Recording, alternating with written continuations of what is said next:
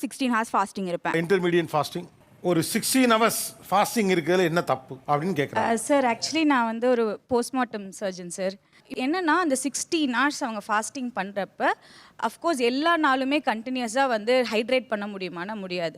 இப்போ வந்து ஹைட்ரேஷன் இல்லாதப்போ கண்டிப்பாக எலக்ட்ரோலைட் இம்பேலன்ஸ் நடக்கும். சடன் டெத்தில் இறந்து போய் வந்ததை நான் பார்த்துருக்கேன். சமீபத்திய நியானானால டயட் பற்றி ஒரு சுவாரஸ்யமான விவாதம் மக்களுக்கும் மருத்துவர்களுக்கும் இடையில நடந்தது.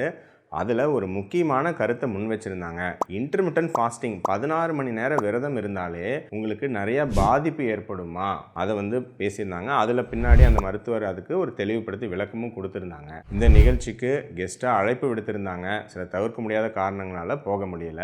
ஸோ இப்போ இதை பற்றி என்னோட கருத்தை பதிவு பண்ணுறேன். நம்பர் 1, நாம் 3 மணி நேரம் சாப்பிடாமல் இருந்தோம்னா நம்ம லிவரில் சர்க்கரை வந்து குளுக்கோஸ் வந்து கிளைக்கோஜன்கிற வடிவத்தில் சேமித்து வச்சுருக்கோம். அதை வந்து உடம்பு வந்து ஃபஸ்ட்டு எரித்து பயன்படுத்த ஆரம்பிக்கும். அப்புறம் நீங்கள் ஒரு 12 மணி நேரம் 16 மணி நேரம் சாப்பிடாமல் இருக்கும் பொழுது அந்த கிளைக்கோஜன் காலியான விடும்போது நம்ம உடம்புல இருக்கக்கூடிய கொழுப்புகள் அதை வந்து எரித்து பயன்படுத்த ஆரம்பிக்கும். தாவரங்கள் சூரிய வெளிச்சத்துலேருந்து எரிசக்தி எடுத்துக்குது. ஸோ இப்போ மனுஷங்களோ விலங்குகளோ ஒரு நாளைக்கு சாப்பாடு கிடைக்கல அப்படின்னா செத்து போயிடுவாங்கன்னு வச்சுக்கோங்க. மனுஷன் இல்லை, மிருக இனமே தோண்டி இருக்காது. 10,000 வருஷம் முன்னாடி யோசிச்சு பாருங்க, 3 வேளை சாப்பாடு யாருக்கு கிடைச்சிருக்கும்? யாருக்குமே கிடைச்சிருக்காது. ஸோ எப்பப்பெல்லாம் எரிசக்தி கிடைக்குதோ அதை கொழுப்பாக சேமித்து வச்சுக்கிறதுக்கும், எப்பப்பெல்லாம் எரிசக்தி கிடைக்கலையோ அப்போ அதை எரிசக்தி கொடுக்கறதுக்கும் தான் இந்த கொழுப்புன்னு ஒன்றே இருக்குது.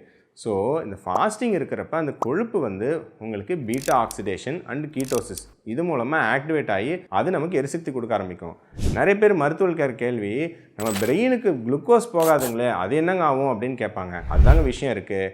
நம்ம பிரெயினுக்கு கிட்னிக்கு தேவையான குளுக்கோஸை நம்ம கொழுப்புல இருந்தும் புரோட்டீன்ல இருந்தும் குளுக்கோனியோஜெனசிஸ் அப்படிங்கிற ப்ராசஸ் மூலமாக லிவர் ஈஸியாக தயார் பண்ணிக்கும். ஸோ நீங்கள் ஃபாஸ்டிங் இருக்கீங்க அப்படின்னா உங்களுக்கு சுகர் வந்து ஜீரோலாம் போகாது. உடம்புக்கு தேவையான குளுக்கோஸை உடம்பே தயாரித்து கொள்ளக்கூடிய திறமை உடம்புக்கு இருக்குது. ஸோ அதனால தான் நீங்கள் 12 மணி நேரம் 16 மணி நேரம் ஃபாஸ்டிங் இருக்கிறதெல்லாம் உடனடியாக வந்து நீர்ச்சத்து அதனால குறைபாடு ஏற்பட்டு பிரச்சனை வராது. யூஸ்வலாக 72 மணி நேரம் அதுக்கு மேலே ஃபாஸ்டிங், அதுவும் நீர்லாம் சரியாக இல்லாமல் இருக்கும்போது தான் பிரச்சனை வரும். 24 ஹவர்ஸ் 48 ஹவர்ஸ்லாம் கூட ஃபாஸ்டிங் உடம்பு வந்து தேவையான நீர்ச்சத்தும் உப்புச்சத்தும் கரெக்டான அளவில் கொடுத்துட்டா எந்த விதமான பிரச்சனையும் ஏற்படுத்தாது. ஸோ 16 மணி நேரம் ஃபாஸ்டிங் இருந்தாலே உங்களுக்கு எலக்ட்ரோலைட் இம்பேலன்ஸ் ஏற்படுங்கிறது சரியான அறிவியல் பூர்வமான கருத்து இல்லை. ஸோ இதை பார்க்கக்கூடிய மருத்துவர்களும் பொதுமக்களும் கிளாரிஃபிகேஷன் எடுத்துக்கணும் அப்படின்னு நான் விண்ணப்பிச்சுக்கிறேங்க.